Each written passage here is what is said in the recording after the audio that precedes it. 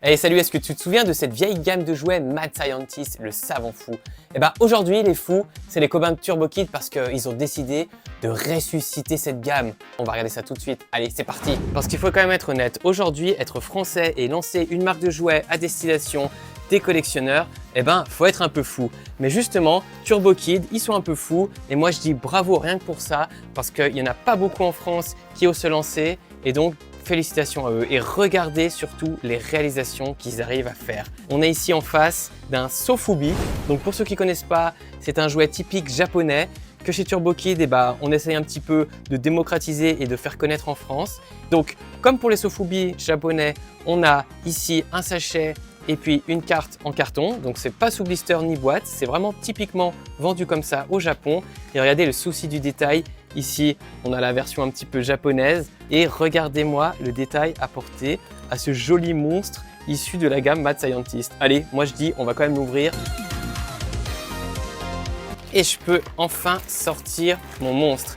Alors à la base, ces figurines étaient tout simplement en plastique mou comme ceci. Il y en avait plusieurs, c'était cette dimension-là. Et voilà la comparaison avec son petit frère. Regardez. Ha! On a quand même l'arrêt des fesses et ça, c'est vraiment cool.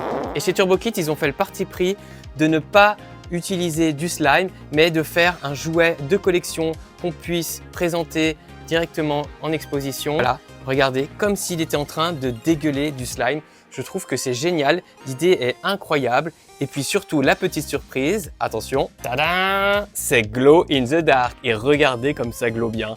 Eh bah oui, qui dit monstre des années 80, forcément, ils étaient obligés de faire du glow in the dark.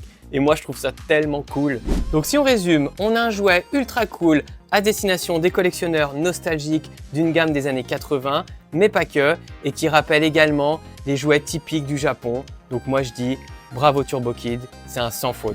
Alors certains vont me dire oui, mais t'es pas objectif parce que Mad Scientist c'est une de tes gammes préférées et puis Turbo Kid tu les connais, c'est tes potes. Eh ben non, figurez-vous que c'est pas le cas parce que c'est pas une vidéo sponsorisée. J'ai payé mon Sofubi et j'en suis ravi parce que c'est vraiment une excellente figurine. Et encore une fois, c'est une entreprise française, je le redis, qui vraiment se décarcasse pour essayer de proposer un peu de nouveauté dans le milieu du toy et ça fait du bien. Donc rien que pour ça, moi je dis bravo et je les encourage. Bon, puis entre nous, en fait, avec ça, c'est trop marrant parce que tu peux faire comme ça et puis aussi, tu peux te le mettre dans les fesses que... Bon, ok, je vais pas le faire alors.